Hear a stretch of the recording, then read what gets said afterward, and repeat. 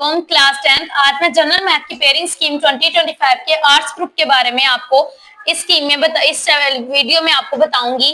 ठीक है, तो सबसे पहले हम स्टार्ट करते हैं एमसीक्यूज से। हमारे पास एमसीक्यूज आते हैं 15 मार्क्स के। मैंने हर चैप्टर में डिवीजन उन्होंने कर दिया है कि हर चैप्टर में इतने इतने मार्क्स के एमसीक्यूज आते हैं।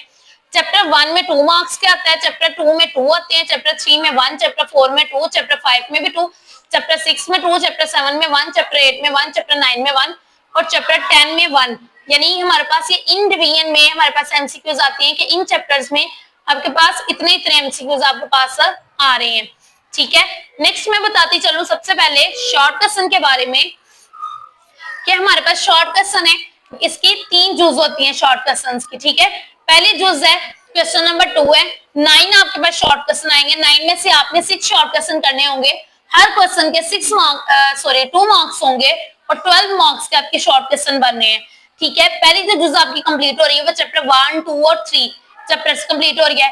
चैप्टर 1 में 3 शॉर्ट क्वेश्चन आएंगे, चैप्टर 2 में 6 शॉर्ट क्वेश्चन आएंगे, चैप्टर 3 में से भी 2 शॉर्ट क्वेश्चन आएंगे। ठीक है, यानी पहले 3 चैप्टर्स को मिलाकर हमारी पहली जूज कवर हो रही है। तो आपने क्या करना है कि सबसे पहले इस जूज में जो सबसे अच्छे वाला आपको शॉर्ट क्वेश्चन आता है आपने सबसे पहले वो राइट करना है। ठीक है, उसके बाद फर्दर सेकंड एंड थर्ड।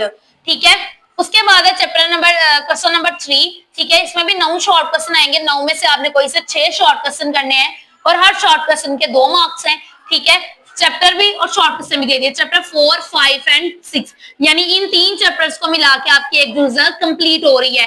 ठीक है, चैप्टर 4 में 3 शॉर्ट क्वेश्चन आ रहे हैं, यानी 6 नंबर का पेपर आपको चैप्टर 4 में से आ रहा है। चैप्टर 5 में से भी 3 शॉर्ट क्वेश्चन आ रहे हैं, यानी 6 मार्क्स का पेपर आपको चैप्टर 5 में से आ रहा है। चैप्टर 6 में भी 3 शॉर्ट क्वेश्चन आ रहे हैं, यानी 6 मार्क्स का पेपर भी इसमें आ रहा है। ठीक है, आप कोई से भी 2 चैप्टर्स करके इसमें अच्छे तरीके से ये वाली चीज आप कंप्लीट कर सकते हैं। नेक्स्ट मैं बताती चलूं आपको क्वेश्चन नंबर 4 के बारे में। ठीक है, इसमें भी आपको 9 शॉर्ट क्वेश्चन आएंगे, 9 में से आपने 6 अटेम्प्ट करने हैं और हर क्वेश्चन के ईच मार्क्स होंगे 2 मार्क्स हैं, 12 मार्क्स के शॉर्ट क्वेश्चन होंगे। ये वाली जो जूज है ये ज्यादातर आपको डेफिनेशंस में ये शॉर्ट क्वेश्चन में अटेम्प्ट होगी।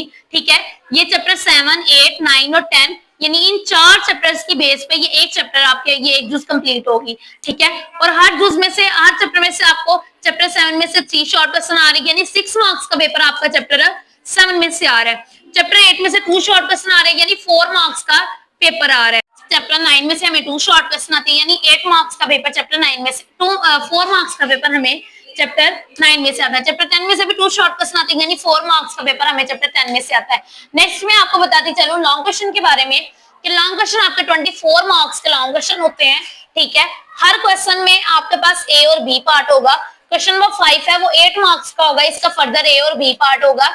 ए में ए जो पार्ट है वो क्वेश्चन नंबर चैप्टर नंबर 1 से आएगा और बी जो पार्ट है वो चैप्टर नंबर 2 से आएगा और हर चैप्टर पे यानी हर क्वेश्चन के 4 मार्क्स होंगे। इस तरह आपकी 8 वाली जूज कंप्लीट हो जाएगी।